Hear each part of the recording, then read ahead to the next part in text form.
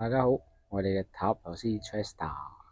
咁今個星期大眾占卜嘅問題係咧，你期待嘅嘢會唔會實現到咧？好啦，咁我而家幫你哋洗一洗牌啦。咁一陣我會抽出3張牌出嚟嘅，咁你哋只要揀出最有感覺嗰張就可以啦。好啦，咁就準備啦。好，咁就而家抽啦。咁就首先第一張啦，跟住就第二張啦，同埋第3張啦。好，咁我就俾而家3秒你哋啦，咁就揀一張最有感覺嘅牌出嚟。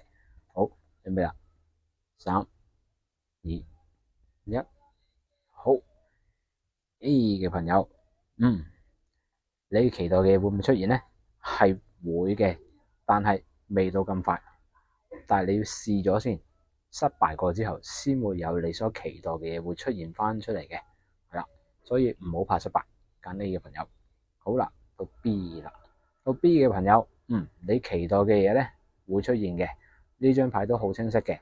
咁可能啦，你需要去揾一啲朋友去幫手啦，一齊去實現啦，或者呢個機會會突然間出嚟喺你面前咁樣嘅，係啦。所以可以期待下啦，或者主動啲去揾一啲朋友嘅，係啦。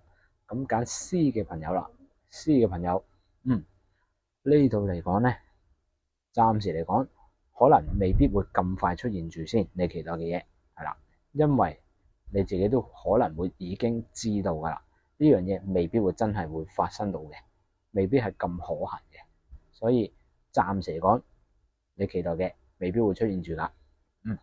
好啦，咁呢度就係今個星期嘅大眾占卜啦，咁就希望大家中意啦，可以 like 同 share 啦，咁如果想跟得貼嘅，可以 subscribe 埋我哋嘅 YouTube channel 嘅，咁就下星期見啦，多謝大家，拜拜。